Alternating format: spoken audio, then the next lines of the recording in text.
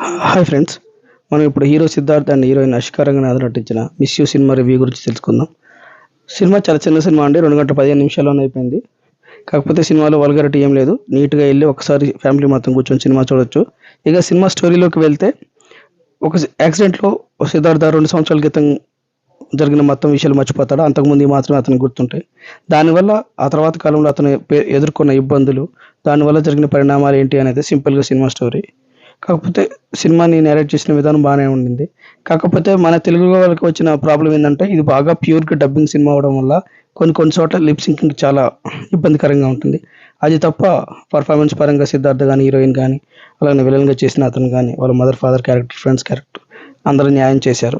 సినిమాలో నెగిటివ్ పాయింట్స్గా చెప్పుకోవాలి అని అంటే, కానీ ఎందుకో చాలా ఫ్లాట్గా తీశారు. అది మాత్రం చాలా నాకు ఇబ్బందిగా అనిపించింది. ఎందుకంటే సినిమా సెకండ్ హాఫ్లో లాస్ట్ 15-20 నిమిషాలు ఏదో సాదాసీదాగా నడిపినట్టే ఉండింది.